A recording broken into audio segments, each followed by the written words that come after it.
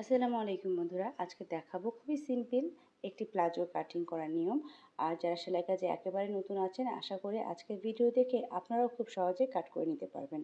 এখানে সামনে এবং পেছন পার্ট, দুটো পায়ের জন্য দুটো পার্ট রয়েছে, আর সেটাকে আমি একটা করে ভাঁজ দিয়ে নিয়েছি। এই যে দেখুন, এখানে মোট 4টি কাপড় রয়েছে, মানে দুটো পার্টের একটি ভাঁজ করাতে 4টি পার্টের কাপড় বের হয়েছে। এটা এক সাইড থেকে আমি প্রথমে একটি মার্জিন দিয়ে দিব। এটা কিন্তু পায়ের অংশ, যেখানটায় প্রিন্টের অংশটা রয়েছে সেটা কিন্তু নিচের দিকে থাকবে।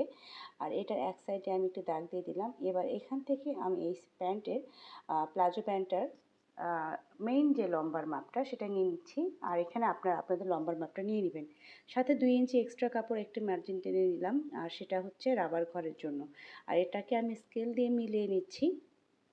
সেমভাবে যতগুলো দাগ দিয়ে নিয়েছিলাম সবগুলোই আমি সেম স্কেল দিয়ে মেপে মিলিয়ে নিয়েছি। এবার আরও একটি দাগ দিয়ে দিচ্ছি। এটা কিন্তু এই যে পায়ের মোহরের অংশটাতে যে কাপড়টাকে মোড়ানো হবে, সেই কাপড়ের অংশটা। আচ্ছা, এখানে কোমরের ক্ষেত্রে আমি এখানে 12 ইঞ্চি নিয়েছি।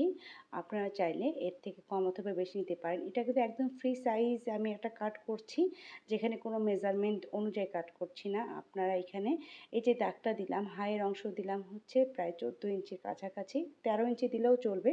আর এখানে এই যে ক্রস লাইনের জন্য আমি 2.5 ইঞ্চি দাগ দিয়ে একটি পয়েন্ট করে নিলাম। আবার এইটাকে আমি স্কেল দিয়ে মিলিয়ে দিচ্ছি। এইভাবে যদি আপনারা কাট করেন, আপনারা সব সাইজের মানুষের জন্য এটা পারফেক্ট হবে, কোনো সমস্যা নেই। অনেকেই আছে শরীর থেকে মাপ নিয়ে কাজ করেন, সেটারও ভিডিও আমার পেজে আছে। এটা কিন্তু একদম ফ্রি সাইজ বা সাধারণ নিয়ম অনুযায়ী কাজ করছি, যেভাবে আমরা ঘরোয়াভাবে সাধারণত কাটিং করে থাকি। মুহুরিতে আমি 11 ইঞ্চি দিয়েছি। আপনারা চাইলে এর চাইতে কম অথবা বেশি দিতে পারেন আপনার প্রয়োজন অনুসারে।